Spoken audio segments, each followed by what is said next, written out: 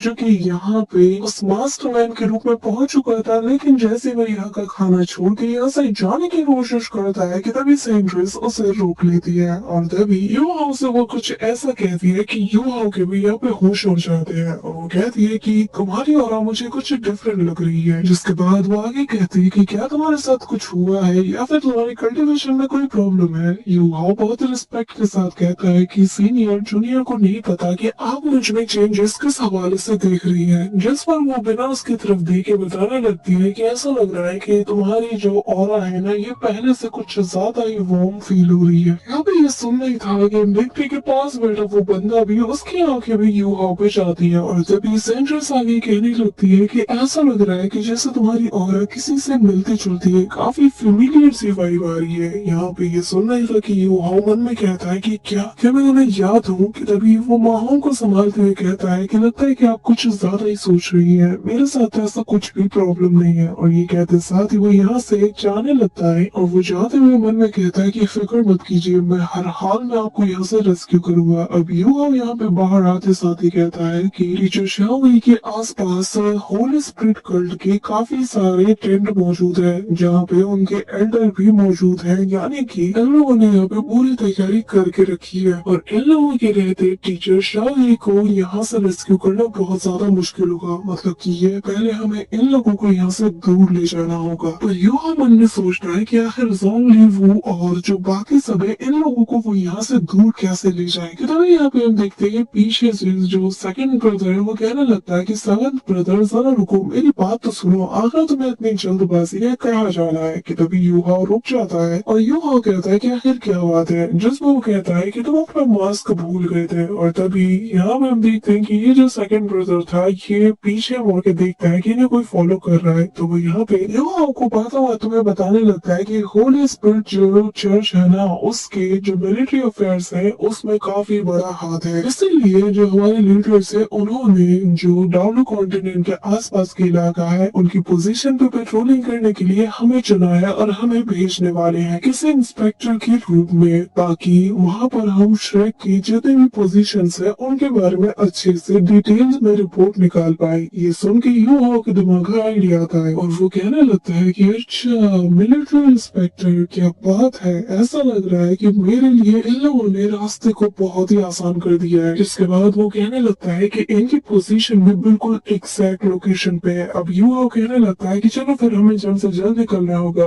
अब रास्ते में यूहाओ को यहाँ पे सेकंड ब्रदर बताने लगते हैं कि यहाँ पर तो ऐसे एल्डर भी हैं जो कि हमें इजीली इसके अंदर जाने नहीं देंगे, तो हमें बहुत ही ज्यादा केयरफुल रहना होगा। और क्योंकि हम लोग एक इंस्पेक्टर के तौर पे जा रहे हैं, तो ये लोग हमारा वहाँ पे बहुत ही अच्छे से स्वागत करेंगे। इसी के साथ सेकंड सोल इंजीनियरिंग कैंप का हमें सीन दिखाया जाता है, यानी कि जो सोल मास्टर कैंप था, वहाँ पे हम देखते हैं जहाँ पे यूहाओ और जो सेकंड ब्रदर ये पहुंच जाते हैं और गुनाओ नाम का बंदा इन्हें आके यहाँ पे वेलकम करता है। यहाँ पे गुनाओ का जो कल्टिवेशन लेवल है वो कॉन्ट्रा दाउलू के बराबर था। ये देखकर यूहाओ काफी ज्यादा सरप्राइज था। यूहाओ जब इनके लॉन्ग रेंज के जो सोल गाइडिंग टूल्स को देखता है ना, तो उसके होश उड़ चुके थे। वो समझ चुका था कि ये लोग किस हद तक एडवांस कर चुके हैं। यूहाओ कहने लगता है कि अगर आसमान से देखा जाए ना, तो हमें ऐसा लगेगा कि हमारे सामने स्टील का एक बहुत बड़ा फॉरेस्ट है और यही जो सिनेनोल एम्पायर है उसका सबसे पावरफुल डिफेंसिव एरिया भी है। साथ ही इनके जो सोल गाइडिंग टूल्स है, ये हमारे श्रेक एकेडमी के जो टूल्स है उनसे भी कई गुना ज्यादा एडवांस लेवल पे है। यूहाओ के मन में आता है कि काश मैं इन सभी को यहीं पे डिस्ट्रॉय कर पाता, क्योंकि मुझे देख कर गुस्सा आ रहा है कि ये सब कुछ ये हमारे अगेंस्ट से यूज करने वाले हैं। इस दौरान यूहाओ झूठी तारीफ करने लगता है कि हाँ, तुम लोगों ने इस जगह को बहुत ही अच्छे से मेंटेन करके रखा है। अब यहाँ पे ये सारी बातें सुनकर जो गुनान है वो सीधा इन्हें अपने टेंट के पास ले जाता है और कहने लगता है कि क्यों ना हम थोड़ा चाय नाश्ता कर लेते हैं। और यहाँ पे हम देखते हैं कि वो इन्हें काफी ज्यादा रिश्वत देता है, जो देख कर यूहाओ भी उससे कुछ नहीं कहता और वो लगे हाथ सारी चीजें अपने पास रख लेता है। और तभी ये लोग कहने लगते हैं कि ठीक है, हम इंपीरियल एडवाइजर के सामने आपकी अच्छी खासी रिपोर्ट को पेश करेंगे कि गुनान ने काफी अच्छे से इस जगह को मेंटेन करके रखा है और आगे चल के मुझे पूरा यकीन है कि हमारे नेशन के जो 5 मेजर फोर्सेस है ना, आप उनको लीड भी कर सकते हो। यहाँ पे बातों में यूहाओ अपना काम कर चुका था। वो टेबल के नीचे इस चीज को सेट कर देता है और तभी ये लोग यहाँ से जाने लगते हैं और तभी हम देखते हैं कि सेकंड ब्रदर कहने लगता है कि क्या काम हो गया। यूहाओ हंसते हुए कहता है कि हाँ बिल्कुल। जो देख कर वो शॉक्ड हो जाता है तो यूहाओ कहता है कि अगर तुम उसे देख पाते तो फिर गोनान भी उसे देख लेता और मेरे हाथ की सफाई का भी तुम्हें पता नहीं है। जिसके बाद वो लोग यहाँ से जाने लगते हैं और कहने लगते हैं कि चिंता मत करो, इस मैटर में तुम्हारा नाम बिल्कुल भी नहीं आएगा, मैं इस बात का खास ख्याल रखूंगा। इसी के साथ हम देखते हैं कि उस टेंट के अंदर यूहाओ की इनविजिबल सोल आ चुकी थी, जो कि यहाँ पर आते साथ ही अपना काम शुरू कर देता है। अब यहाँ पे हम देखते हैं कि यूहाओ अपने पास से उसी बॉक्स को बाहर निकालता है और तभी उसे याद आता है कि कैसे अलायंस वालों ने उससे कहा था कि अगर तुम लोग इस चैंपियनशिप को जीतते हो तो हमारी अलायंस की तरफ से तुम लोगों को एक स्पेशल टाइप का गिफ्ट मिलेगा। इसी के साथ जब यूहाओ इस चीज को देखता है तो वो कहने लगता है कि क्या ये लेवल 9 का mixed mode soul guided cannon shell है। इसी के साथ प्रेजेंट टाइम में यूहाओ उस लेवल 9 के soul guiding mixed cannon shell को बाहर निकाल लेता है और कहने लगता है कि इसे डिस्ट्रक्शन स्टॉर्म के नाम से भी जाना जाता है। यहाँ पे यूहाओ बताने लगता है कि इसे डिस्ट्रक्शन कैनन इसलिए कहा जाता है क्योंकि इसके अंदर बहुत ही तादाद में एक्सप्लोसिव मेटल्स रखे हुए हैं। 1000 से भी ज्यादा मेटल बॉम्ब्स इसके अंदर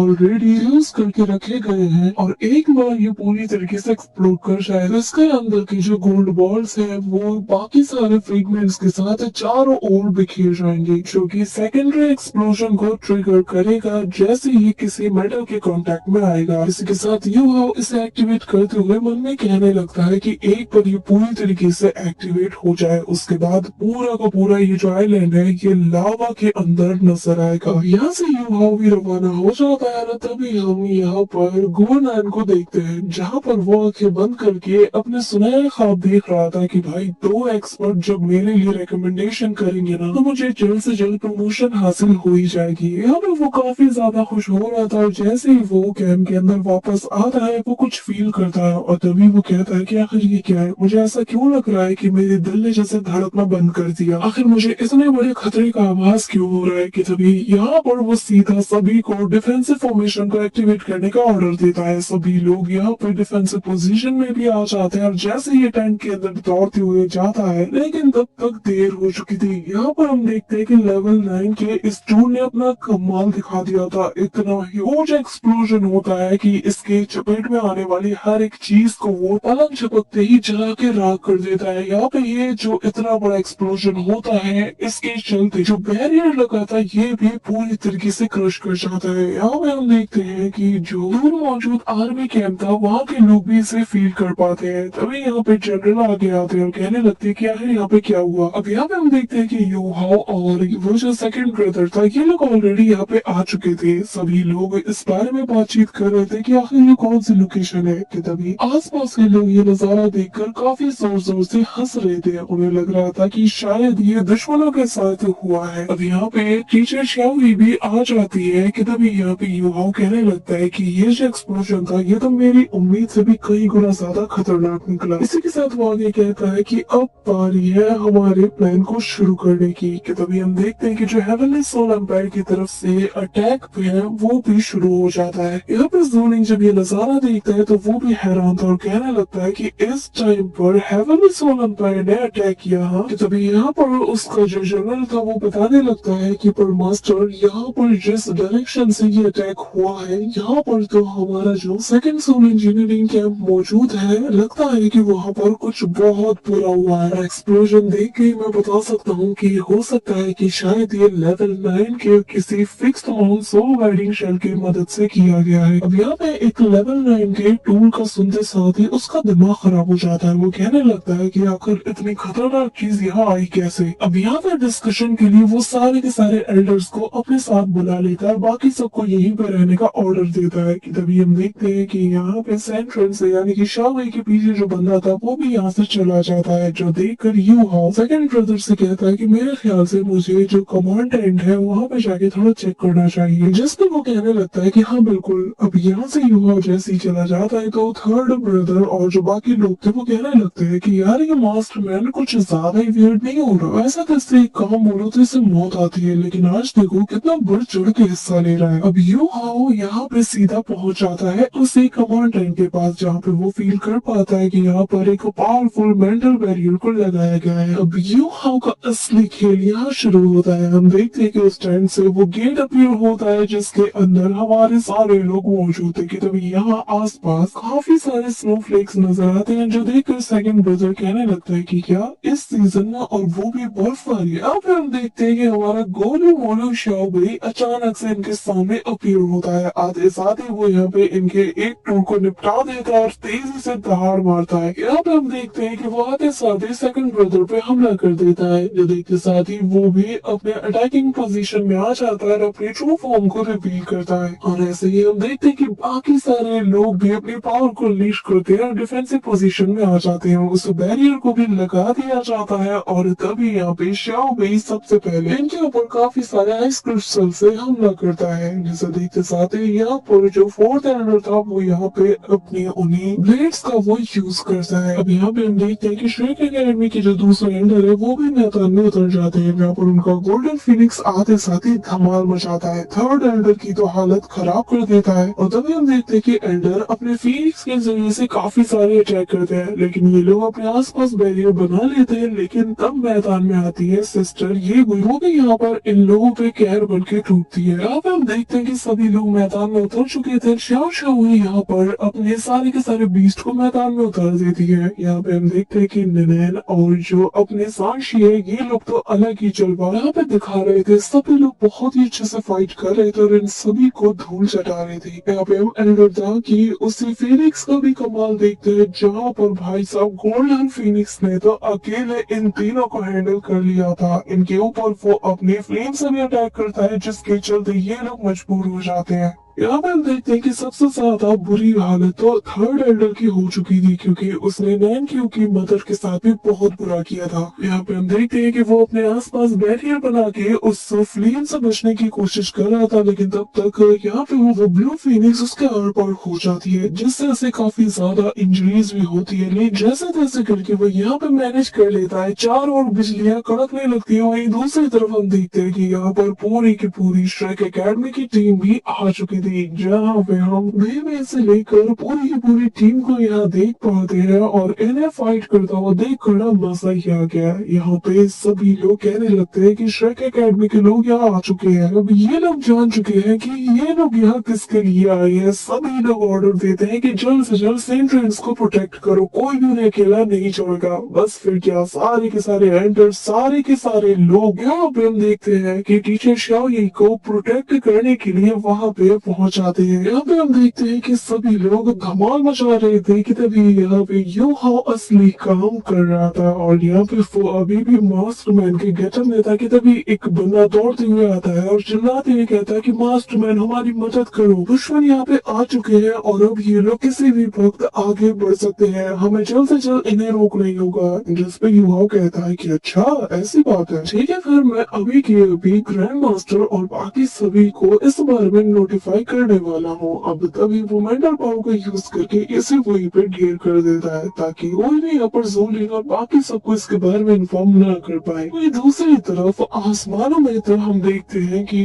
जो एल्डर है उनका जो फीनिक्स है ना वो अपने आज जैसे पीक फॉर्म में था। लिटरली यहाँ पे थर्ड एल्डर की इसने बहुत बुरी हालत कर दी थी। वही दूसरी तरफ हम यहाँ पर इनके एक और एल्डर को देखते हैं, जहाँ पे वो अपने फोर्स सोल स्किल को एक्टिवेट करता है और उसका टारगेट था यही गोल्डन फीनिक्स और वो नीता स्लैश नाम के अटैक को सीधा इसकी तरफ बढ़ा देता है। लेकिन यहाँ पे जो एल्डर थे वो अपने गोल्डन फीनिक्स को कंट्रोल करते हुए इसके सारे अटैक्स को डिस्ट्रॉय करते हुए सीधा इसकी तरफ बढ़ता है, जहाँ पर एक सौर का मुक्का ऐसे पड़ता है और यहाँ पे बहुत बड़ा एक्सप्लोजन होता है और तभी ये पलट के आते हैं और इस वक्त इसके अंदर शियाओ की आत्मा आ चुकी थी। ऐसे लिटा लिटा के मारते हैं कि बंदे को मौका तक नहीं मिल पाता कि वो रिएक्ट कर पाए, जिसके बाद वो उसके ऊपर इतने सारे पंचेस मारते हैं कि उसके मुंह से खून तक निकलने लगता है, उसकी जॉ लाइन तक वो तोड़ देते हैं, और फिर भी वो यहाँ पे रुकने वाले नहीं थे। ऐसे ही करते करते वो उसे मार मार के काफी दूर फेंकते हैं। जब तक ये हवा में फ्लोट कर रहा था तब तक ये अपने दूसरे फिस्ट को टाइट करते हैं। यहाँ पे इनका मुक्का टाइट हो चुका होता है और सीधा इसके पेट के ऊपर वो रख देते हैं, जिसके चलते इसके अंदर की जितनी पसलियां होंगी ना वो पूरी तरीके से चकनाचूर हो चुकी थी। लिटरली बंदा यहाँ पर मुंह से खून की उल्टियां कर रहा था। और वैसे भी जिस जगह पे एल्डर ने अटैक किया था इसके मेरिडियंस को बहुत बुरी तरीके से इन्होंने डैमेज किया होगा। इसी के साथ ये पंच इतना ज्यादा खतरनाक था कि वो सीधा उड़ते हुए सामने वाली वॉल से जा टकराता है, जिससे यहाँ पे एक बहुत बड़ा ह्यूज एक्सप्लोजन होता है जो कि सबका ध्यान अपनी ओर खींचता है। इस दौरान हम यहाँ पे एल्डर सॉन्ग को भी देखते हैं जहाँ पर वो भी अपनी फीनिक्स फॉर्म में कमाल दिखा रही थी, लेकिन उन्हें फिक्र थी कि हमें जल्द से जल्द काम को निपटाना ही होगा क्योंकि बहुत ही जल्द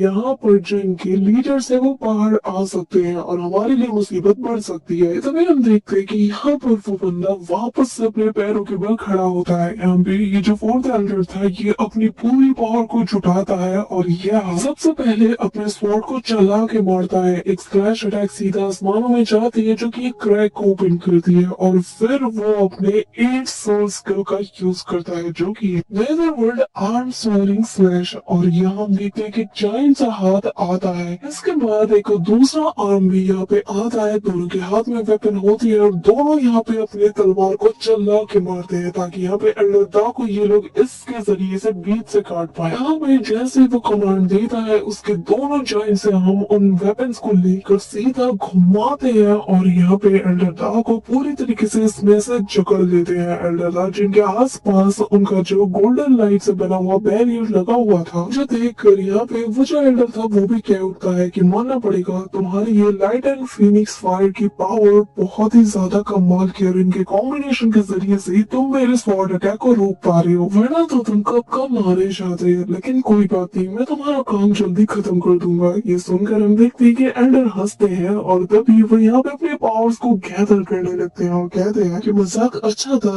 लेकिन अब बारी आ गई है कि तुम्हें दिखा दिया जाए कि क्यों मुझसे लोग इतना ज्यादा डरते हैं और तुम शाहजी इस नाम को कभी भी नहीं भूल पाओगे। मैं तुम्हें दिखाता हूँ कि यह शाहजी जो कि 96 रैंक का एक हाइपर डाउलू है उसकी असली ताकत क्या है। और तुम्हें क्या लगता है कि मैं एक लेवल 93 के इविल सोल मास्टर से फाइट करने के लिए अपने एट्रीब्यूट्स पावर पे डिपेंड रहूंगा? हाँ, ये कहते हुए हम देखते हैं कि वो उसके उस नीदर स्वॉर्ड को ही पूरी तरीके से शैटर्ड कर देते हैं और तभी कहने लगते हैं कि तुम्हें थोड़ा अपनी हद में रहना चाहिए। कि तभी यहाँ पे जो थर्ड एंडर था वो यहाँ पे आ जाता है और कहने लगता है कि ग्रीन डाउलू मैं तुम्हें अवेंज जरूर करूंगा। और फिर वो अपनी 9th सोल स्किल को एक्टिवेट करता है जहाँ पे वो बादलों के बीच गायब हो जाता है अगले ही पल। और तभी वो thunder punishment of evil child नाम की टेक्निक का यूज करता है जहाँ पे वो चिल्लाते हुए कहता है कि अब तुम मेरी ताकत देखोगे। यहाँ पे हम देखते हैं कि काफी कड़ाकेदार बिजलियां